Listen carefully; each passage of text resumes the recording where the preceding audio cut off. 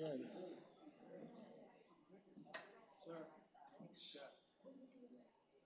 Oh, there it is. Okay. So here they can, from here they can, Yeah, go ahead. okay. Is that the only one they got? They have more. This one, it's too. I know. But last two should be like quick.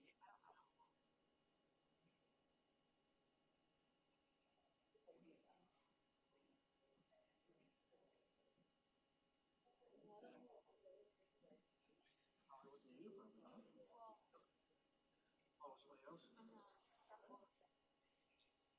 You still have that one monitor that Um, it's showing the presentation, even though we haven't started the meeting. oh yeah, it's because it's a different model. Yes, Yeah. we discussed this before, but it just keeps showing things before before the council can see people over there. Yeah, let me see if they can turn that off. Okay, back. Yeah. I don't feel that strongly, but they may.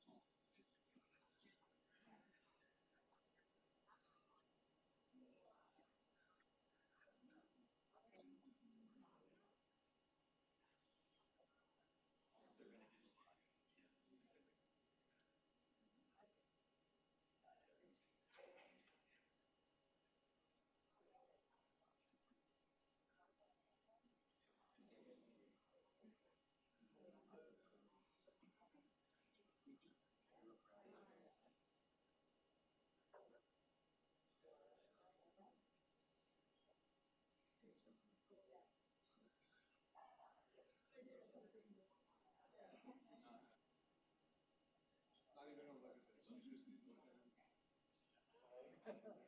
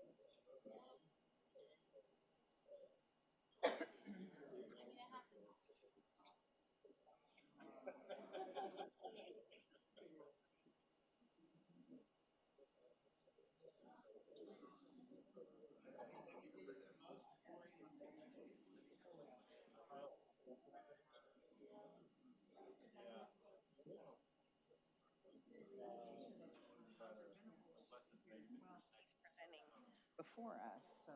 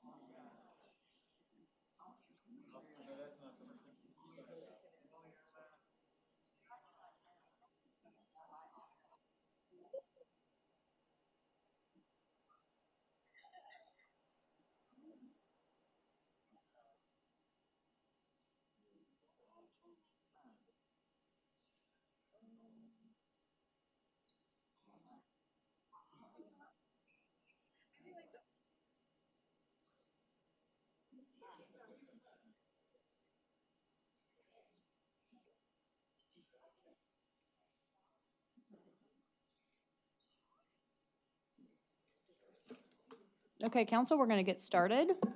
Welcome to your work session. I'll call us to order and turn it over to David. Good afternoon, everybody. All right, we're rolling. We're gonna go right into informal reports. And the first informal report is in August 2024 sales tax update. And Brady Kirk is available if there's any questions. Any questions for Brady? Okay, Moving on, the second informal report is an amendment to the city contract with Visit Fort Worth to fund capital projects to support the Fort Worth herd. you good there, Carlos? I'm good. Okay, All right. Third informal report is a closeout of the Trinity River Water Wheel Initiative. And Cody Wittenberg is available if there are any questions. I have a couple questions for Cody. Cody, come on up. Yeah.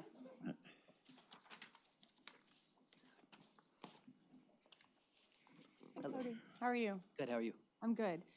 Can you kind of explain where we are in this process and the pause that we're taking? Absolutely. So it's pretty simplistic. If you don't have enough money to complete a project, you have to press pause, but until you can raise enough money. And that's kind of where we are with this case. We wanted just to level set with everyone that we will have to reject the bids that we received a few months ago, and you'll see that at an upcoming council item.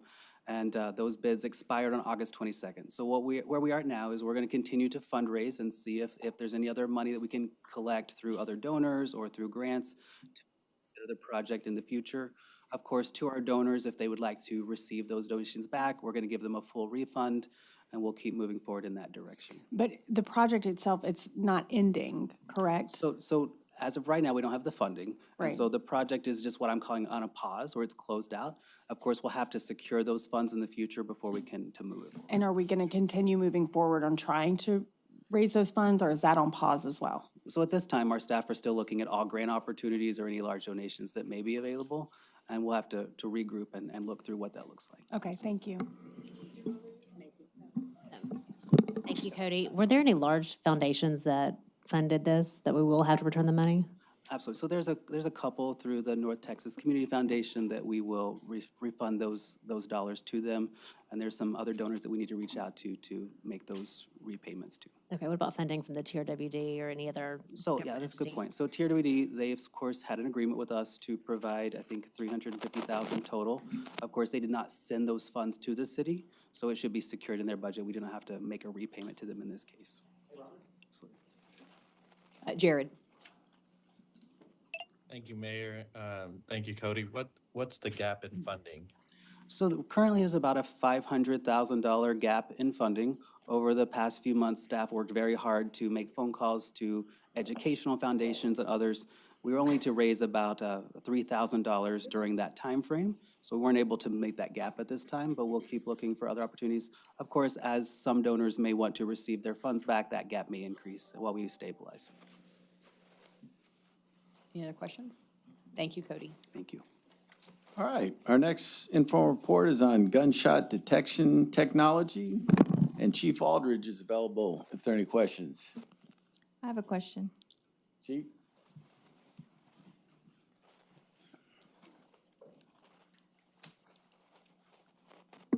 Good afternoon. Hey, Chief. Hi. So we expect the gunshot detectors to be all in full operation at the end of the month. That is So correct, Monday. yes. And I know that, we're using this information as, I guess, a secondary source, or is the Real-Time Crime Center sending out alerts and then we're reacting? How does that work? So whenever we receive an alert, we want to confirm the alert either by 911 calls or another surveillance camera to make sure that that alert is valid. This is new technology for us. And so, we're trying to work out the bugs in the system and us get used to the system. But we want to make sure that the alerts themselves are confirmed through another source before we just send out all the alerts. There's been quite a few number of alerts that have been, implemented since this has happened. But there's only been really 4 successful alerts that we've been able to verify that gunshots have been fired. And what if there's no witness or, surveillance camera, but there's a significant amount of alerts that are being? So we would still send officers to the area to at least to investigate. Our hope is that with the calibration of the system and the surveillance cameras that we have, more than likely, we're either going to have a 911 call or surveillance cameras in the area to identify a location that this occurred at. So if we didn't apprehend somebody, that's still okay. I mean, we might be able to get a location of the address and be able to contact them another way.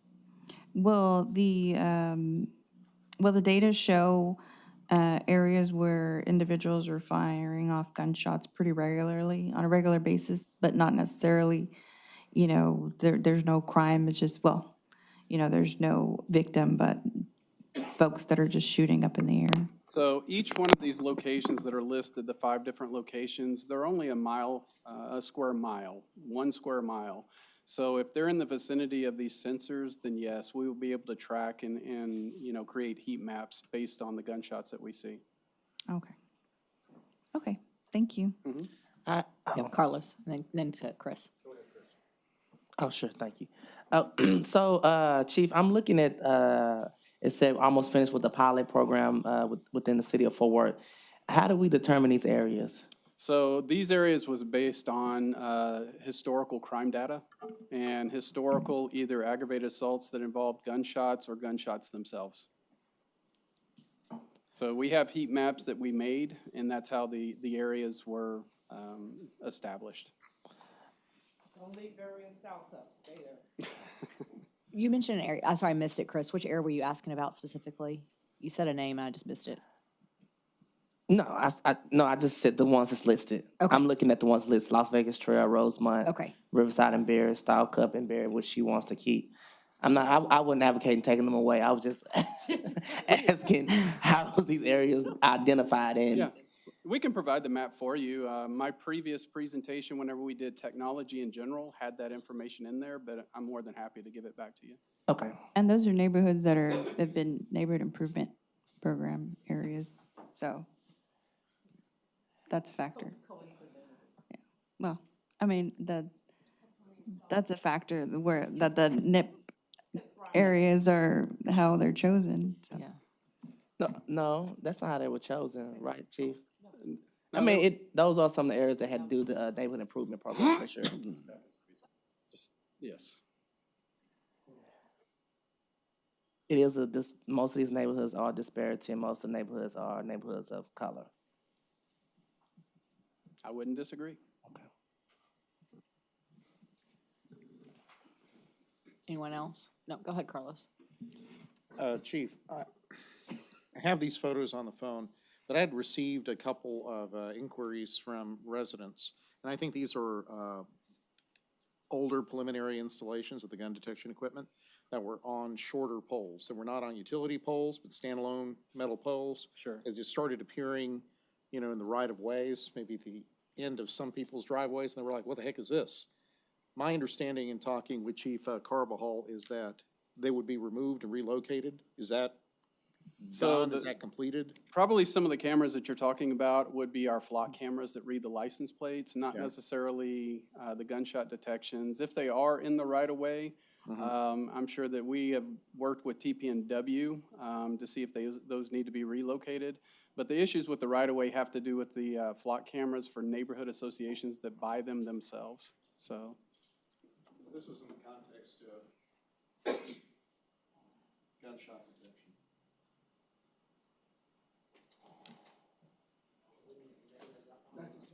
Let the record reflect. Did you say Dropbox?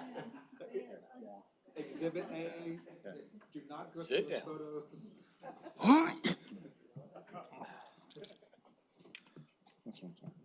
Yeah, I saw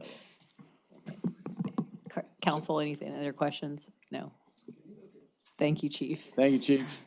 Stay right there. No one wants to see your phone, Charlie. Next informal report is on officer protection while investigating accidents. And again, Chief Aldridge is available if there are any questions. Yes, Chief, that's one of the ones I asked for a couple of weeks ago. Could you give us just a over level, a high level? Absolutely. So accidents are one of the most dangerous things that we do on the freeways specifically, and really on some of the busy arterial roads. If you haven't been outside of your car and seen a car buzz by you about 65 to 70 miles an hour, it's pretty terrifying. Really, depending on the severity of the accident is what our response will be. If we can get the cars to move from the roadway, that's ideal. We want to get them off of that, area that's going to cause the most danger for everybody involved. One of the things that we've seen for accidents is driver inattention and just really speed, not paying attention to what's going on the roadway. One of the things that we wish we could control, but we can, is drunk driving. That's one of the things that for us just drive us insane because it's a choice people make to drink and get behind the wheel. But whenever officers show up to the accident, one of their biggest deterrents, of course, is their lights. They can put out cones, but usually the first officer is trying to check on the welfare of the people involved in the accidents to see if they need medical care, so forth and so on. Whenever a second officer arrives, they usually have create a buffer between the two cars, so in case there is an accident behind them, not everybody is caught up in that accident. If it's on the freeway and it's a very busy freeway, pretty much in the daytime or early evening hours, there's a lot of other things that we can use. We have our abandoned vehicle enforcement units, which are our arrow trucks that have arrows on them that can divert traffic away. We have the Tarrant County Courtesy Patrol. We use them quite regularly up and down the freeways. If the accident is going to be long in duration, we can contact TxDOT, and they have trucks that we're able to block areas. And also the fire department. The fire department helps us tremendously because of their large trucks, can block a lot of real estate on those freeways. In addition to that, if we know that the freeways are going to be shut down or some of the roads are going to be shut down, we use social media. We use Facebook, Instagram to alert people of those areas to try and stay clear of the areas. Usually news stations get a hold of those and kind of rebroadcast those for us. And we also use the TxDOT's road signs that we can alert people of that as well. What's the long time for, is it 2 hours, 3 hours? It really depends on the severity of the accident. If we get out there, there's minimal injuries and there's not a lot of vehicles involved, we can probably get it cleared up within about, anywhere from 15 to 30 minutes. But if there are injuries, there's multiple vehicles, sometimes it could be there for an hour, maybe a little bit more. Okay. So some of my concern was if we have officers that are outside their vehicles and walking around and they're not so much aware of what's happening around them and they get struck by, cars or whatever. If they get to the accident, they determine this is going to take several hours to get this cleaned up. Is there a protocol for them to call for additional assistance, such as like the fire department to come and have those blockers that they're not hit, or will other officers come on site to add more protection to those who are out of their vehicles? Absolutely. Fire department will come out anytime that we call them. And if we know that it's going to be closed for a long period of time, we will call many additional officers out there to make sure people are aware of what's going on. Okay. I had the opportunity to sit on the Regional Transportation Committee, and periodically they send out they have opportunities to apply for grant funding to acquire additional equipment that would help keep our officers safe. I know that's happened twice in my tenure on that council. Both times I forwarded that information to Fort Worth PD, and to my knowledge, we haven't applied or received any of those. And I'd encourage you next time that comes around to make sure that we are doing what we can to apply for those grants, to make sure we have any additional equipment we can to keep them safe. Absolutely. Thank Send you. it to me. Thank you, Chief. And then the final informal report is on monthly development activity. And DJ Harrell will answer your questions when he gets here. Just kidding. Yeah, we knew you wouldn't have any questions. Mayor, that concludes my report. Appreciate that. Okay, we're going to move straight into presentations. And our presentation by Roger Venables is on the Pro Field Management Agreement.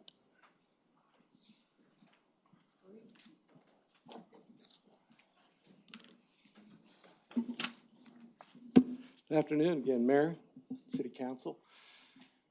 So wanted to talk to you a little bit about the management, operation, and maintenance agreement professional services contract that we have with Alliance Air Services.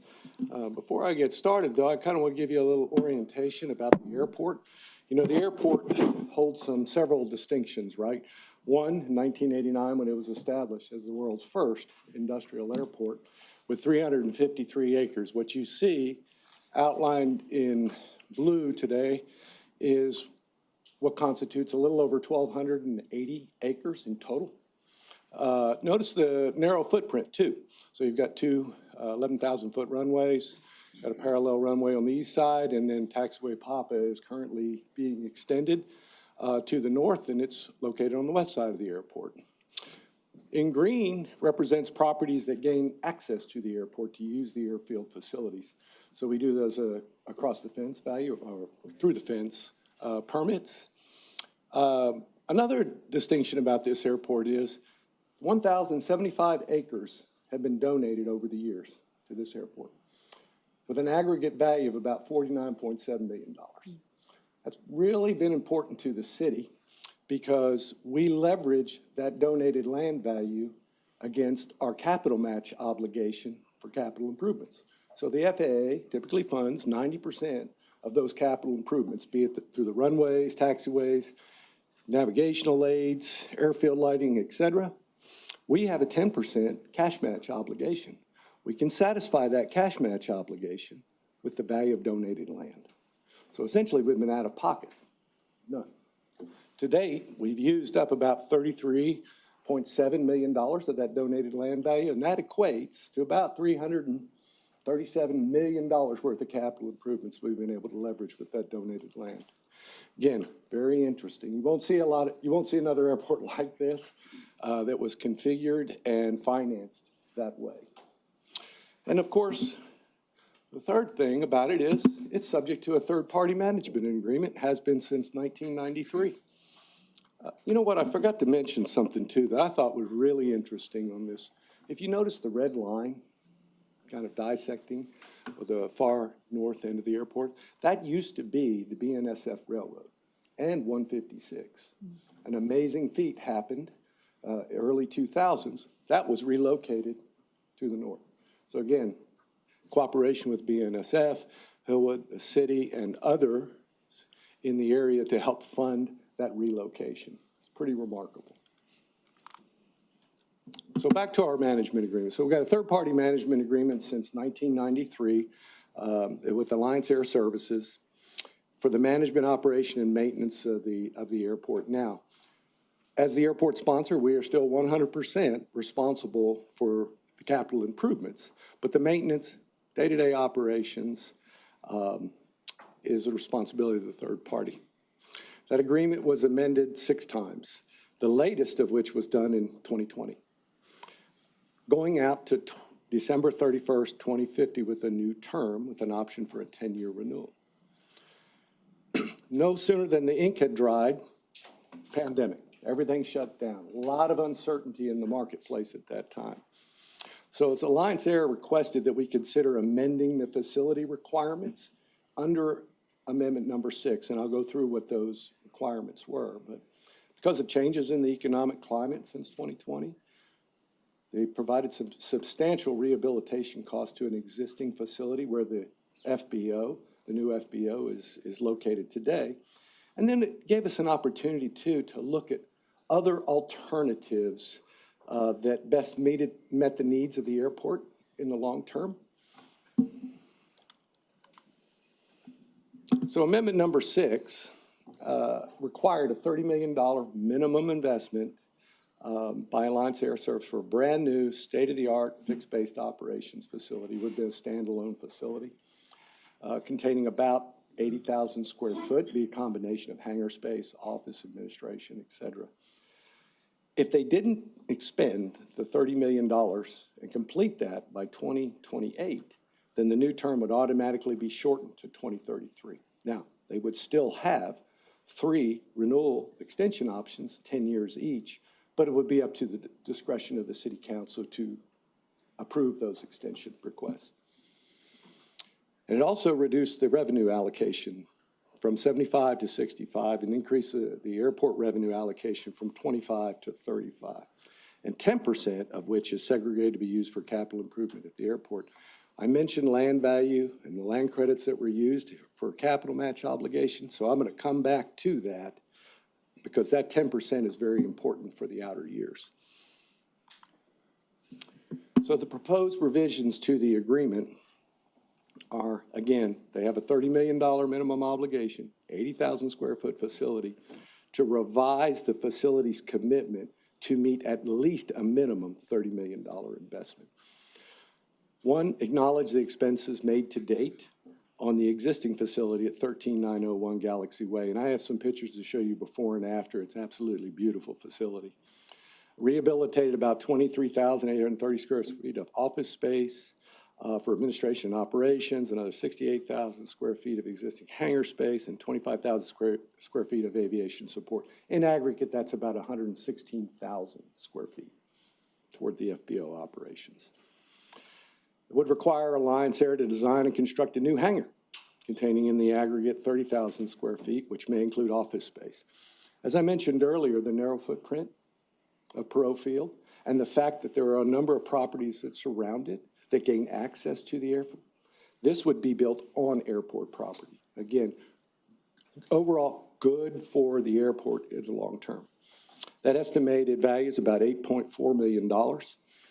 Requires them to expand the fuel farm facility. Again, we've got a number of significant users out there, and we've got to accommodate future fuel storage capacity at the airport. So this would require an expansion of the fuel farm.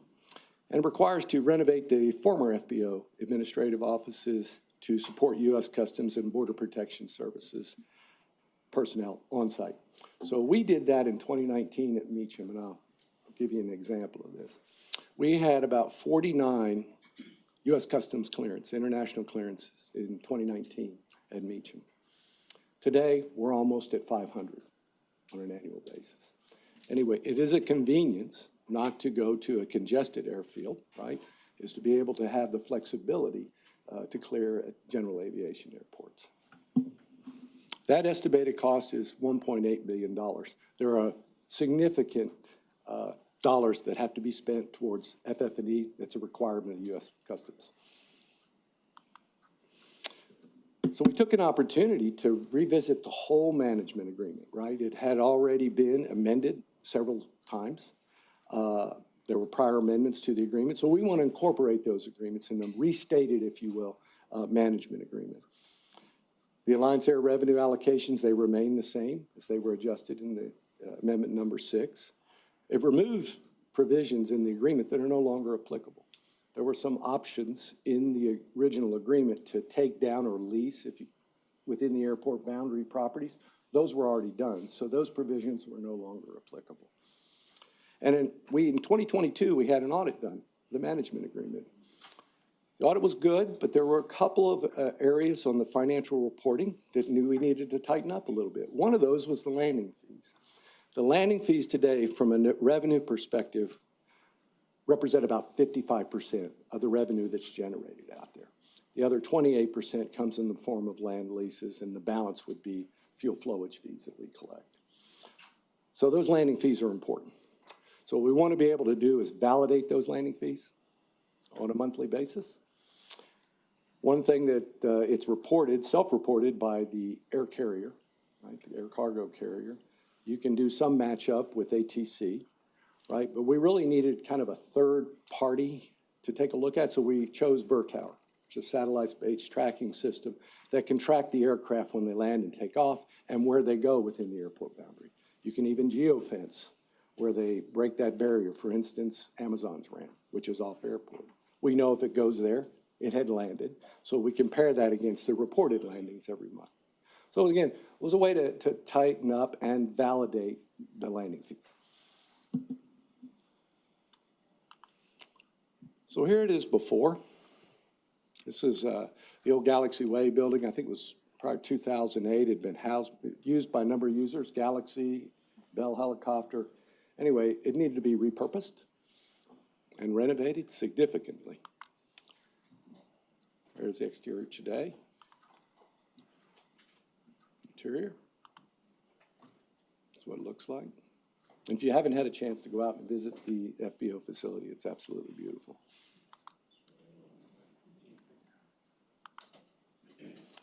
Little exterior, you can start to see the hangar face. This is looking east today. Complete renovation of the hangar system. It looks like you can almost eat off the floors of these things.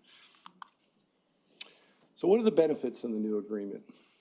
Well, one, it rehabilitates and utilizes another 116,800 square feet of existing facility to accommodate the FBO. It promotes the early development of 30,000 square foot of hangar space. Again, getting more hangars built on airport. Expands aviation fuel storage capacity. It increases our airport system revenue because we'll have an expansion of the land lease. Provides convenience for those who utilize U.S. Customs services, and improves our financial reporting requirements to validate those landing fees. So what we have really for your consideration is, are you okay with moving forward with the new facilities commitment to substitute from the amendment number 6 that was done in 2020? If so, then we would come back to this body with an M&C to formally approve the new management agreement. I'd be happy to answer any questions. Carlos. Roger, question for you regarding the expansion of the fuel facilities there in capacity. Are those all below ground storage tanks? Will there be, in the expansion, any above ground storage tanks? They're all above ground. Okay. So any new facilities that we do with fuel storage, whether it's at this airport or at Meacham or at Spinks, there's going to be above ground facilities with secondary containment. Okay, thank you. Macy. Thank you, Roger. Just a couple questions regarding the $30 million. What is the payout period for the city on that? The timeframe? How long do we- Timeframe, you still need to meet the 2028 obligation under Amendment Number 6. So they had till 2028 to expend that $30 million. Okay. Yes, sir. Will you clarify that for me? So if they do not expend that $30 million, They do not. what happens? It defaults to the 2033 is the end of the primary term. Okay. And then it just goes to 3 10-year extension options, But we have would to be- give them the money by 2028. 2028. Okay. So all these facilities that I'm mentioning here would have to be on the ground and have to have that minimum investment in the aggregate of $30 million. Okay, perfect. And then just another clarifying question too. Have we not had U.S. Customs at Pro Field before? We do have U.S. Customs, but they bounce back and forth from Meacham, so it's Okay, kind but of. they haven't had an office or field office at Pro Field? Not like this type of facility. This would be a holding facility too. Okay, perfect. Thank you. Alan, please. So, Robert, thank you for the presentation. We've talked a little bit about all of this. I think we're in a great place. I think the Alliance here has done a fantastic job managing the facility, and I think, Roger, you have done an incredible job for our city. I fully support this. Thank you. Anybody else? No. Great job, Roger. Well, thank you very much. Thank you. Okay, council, our next two, Sherry Gordon is going to be with us for 2 tax abatement agreements. The first is regarding Americold, and the second is Embraer Aerospace. Good afternoon, Mayor and Council. The purpose of our presentation today is a proposed tax abatement agreement with Americold. I did want to recognize we have representatives in the audience today. I have Daniel Benuelos with Americold and Todd Olhant with Avison Young. So thank you and welcome for being here today. So cold storage warehousing involves storing perishable or other sensitive goods like food, medicine, or specialized products. We often think of it as just food, but there are a number of things in cold storage. Post-COVID trends include remote work, increase in e-commerce, and onshoring for supply chains has increased demand for the cold storage market. And Fort Worth is one of the fastest growing cities and is underserved in cold storage facilities. Cold storage inventory assists with supply chain strength and helps to attract industry to Fort Worth. We have clients who ask us about our cold storage requirements in Fort Worth. At close to 99% occupancy, cold storage capacity in Fort Worth is extremely tight, and 0 units were under construction in fourth quarter of 2023. The company overview, Americold, I have here as the largest temperature controlled. It just depends on the metric that you look at. They're either 1 or 2, so we'll just say one of the largest temperature controlled warehousing and distribution providers in the world and a dominant player in the North American market. Based in Atlanta, Georgia, over 16,000 employees, $2.7 billion in revenue in 2023, 242 locations worldwide, and 4 of those in Fort Worth. Fort Worth has been the primary destination for Americold in the North Texas region. We have 4 locations, Samuels at 1313, all shown here. Samuels, 200 Railhead, 350 Meacham, and 4900 Blue Mound Road. Other DFW locations include a single site in Dallas, Grand Prairie, and Mansfield. Fort Worth has built a strategic relationship with Americold, helping to secure cold storage in Fort Worth, and we're very thankful for their partnership. Today, we're talking about the current building at 4900 Blue Mound Road. It's a 88,000 approximately square foot building, but on 22 acres. So you can see on the map, there's quite a sizable portion of their current footprint that does not have development. The current valuation on the land at $980 approximate thousand for this project site means that in 2023, their taxes were approximately $6,000, and we'll just put a note in that to talk later. Americold is proposing to expand their current facility at 4900 Blue Mountain Road. Their capital investment is at $123 million, $68 million of that in real property improvements by December 31st, 2027, and $55 million in business personal property by January 1st, 2028, with a minimum of 85 full-time jobs by December 31st, 2027, and the average salary of over $65,000, with 15% of construction costs to BEF companies. The proposed incentive terms would be a 7-year tax abatement up to 50% of incremental and real BPP. Failure to meet that minimum investment would result in default. Failure to meet the $65,000 average annual salary is a forfeiture in the annual abatement. Failure to meet the jobs commitment is a proportional reduction in the abatement. And failure to deliver the 15% of construction costs for BEF companies results in a 10% reduction of the abatement. So on that development summary, we have the minimum of $123 million in capital investment, 68 is real property, and 55 is BPP. We're creating 85 new full-time jobs by 2027 with those average wages above $65,000. The proposed 7-year incentive proposal is up to 50% of the real and business personal property at $2.5 million. The taxable value that's expected to become on appraisal from this capital investment is approximately $103.9 million. The estimated incentives would be $2.5 million. So overall, if the project did not have incentives, would be at $5 million because this is 50%. The incentive value is $2.5 million, and then below net new taxes is $2.5 million. And that city participation at 2.1 and 48.7 with a payback of 3.31 years.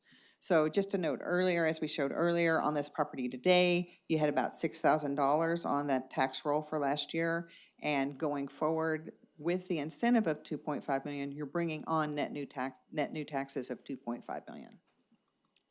So the recommendation is to enter in that 7-year tax abatement agreement up to 50% of the incremental value of real and personal property taxes, and to go for M&C on October 15th. And available for questions. Questions from council? No? Great work. We appreciate you. Thank Thanks you. to Americold as well. Thank you. And we will dive right into our next proposed tax abatement agreement that is with Embraer Aircraft Maintenance Services. We have representatives from the company in the audience with us today. Valticio Alencar, Head of Corporate Communications, is here with us from Embraer. I would also like to thank the business community and our partners at Fort Worth EDP and Hillwood for their leadership on this project, and to recognize Roger Venables in aviation also for his leadership with the project as well. Embraer SA is a Brazilian multinational aerospace corporation, the third largest producer of civil aircraft worldwide after Boeing and Airbus. Their headquarters is in Sao Paulo, Brazil, offices in Washington, D.C. and Fort Lauderdale, Florida. They had $5.27 billion in revenue in 2023 with 22,000 employees worldwide. Embraer Aircraft Maintenance Services is a subsidiary of Embraer SA based in Nashville, Tennessee, with one additional location at Macon, Georgia. And Embraer Aircraft Maintenance Services has 550 employees. The project location is a current greenfield site at Alliance in proximity to Perot Field, Fort Worth Alliance Airport, and Eagle Parkway. The company proposes to develop a maintenance, repair, and overhaul operation for commercial aircraft and related parts on this approximately 16-acre greenfield site in partnership with Hillwood, with access provided via Eagle Parkway and in proximity to Perot Field, Fort Worth Alliance Airport. The proposed capital investment is $57 million, 250 full-time jobs, and that expected average salary, annual average salary over $67,000. Of that $57 million, $42 million is in real property improvements by December 31st, 2026, $15 million in business personal property by January 1st, 2027. The 250 full-time jobs are on a ramp up. We have 100 minimum by December 31st, 2026, ramping up to the 250 by December 31st, 2029. The minimum average salary of those jobs is over $67,000. 15% of construction costs to BEF companies. We're proposing a 7-year tax abatement of up to 50% of incremental and real BPP. The abatement is subject to the performance requirements. Failure to meet the minimum investment results in default. Failure to meet the $67,000 average salary results in forfeiture of that annual abatement. Failure to meet their jobs commitment is a proportional reduction in the abatement. And failure to meet the 15% construction costs to BEF companies is a 10% reduction. So on the project summary, we have the $57 million in capital investment, creating 250 new full-time jobs by 2029, with that minimum average salary over $67,000. We're proposing a 50% tax abatement over 7 years for a value of $1.2 million. So again, if you did not have an incentive base, your total taxes would be approximately 2.4 with the incentive, which brings the project here on a competitive basis with other sites. We are adding a $1.2 million to our tax rolls. That payback is 3.25 years. So our recommendation is a 7-year tax abatement up to 50% and for consideration on October 15th. And any questions? Charlie. Yeah, so just one, with those 250 jobs, can you or maybe a representative from the company talk a little bit more about what those jobs are? Because my main concern there is that minimum salary or that average salary being 67. Up in that area, you're not gonna be able to find any housing whatsoever and be able to touch that. So I'd just like to know more about what those 250 jobs are, like kind of what industry they're in, because it seems for that area not very good. Yeah, Is there so maybe a it's, representative here that can speak yeah, to we that, do or- have a representative that's here with us. This is maintenance, repair, and overhaul. So you're talking about aircraft mechanics that would come to the area. For this contract, we have that 67 as a minimum, but some of those jobs may be in a higher paying range than at that 67. Minimum or minimum average? Minimum average. Okay, so. So that's obviously minimum be- average okay. for all jobs and for the location. Okay. So we had a similar for GE Aerospace recently that was also a maintenance, repair, and operations. We had their minimum at 70 for their contract, but the folks that are working on that site today are at 80. Okay, awesome. So we feel like even though we're at the 67, we feel like this is going to be a good benefit for Fort Worth. Awesome, okay, thank you. Thank you. Any other questions, council? No? Great job. We appreciate you. Thank you. Council, that's the last of our presentations. Sets a record, but we do have opportunity for requests for future agenda items. I know that Councilmember Beck had one. I'll go around the table. Elizabeth? Right. I would like a presentation to council on the state of early childhood education in the city of Fort Worth, 0 to 5. And I'd also like, as part of that presentation, an analysis of what other cities in the state do to help bolster their early childhood education efforts. Councilmember Bivens? I have two. One involves working with Fort Worth ISD. We know that before Superintendent Scribner left, he had an inventory of schools that would likely be closed. I'd like for our staff to partner with the school and find out where do they anticipate such closures. Now, we've missed out on getting Paul Quinn to come to Stop 6 because there was a school where they could have occupied, so I'd like that. The second one is I'd like a report from the Human Relations Commission. That committee has been around for years, and I'd like to know and just make sure the entire body knows what that commission does, what it's charged with. And I think that's a plain vanilla request. Thanks, Gina. Alan? No? Everybody else is good? Okay, with that, meeting is adjourned. Oh, sorry, Jared. No, we're not. Go ahead, Jared.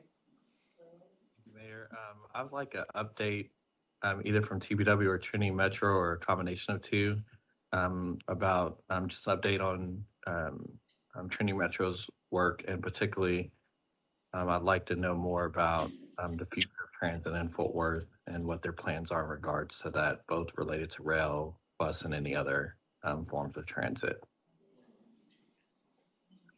Any other questions from council? Okay, thank you. Meeting is adjourned.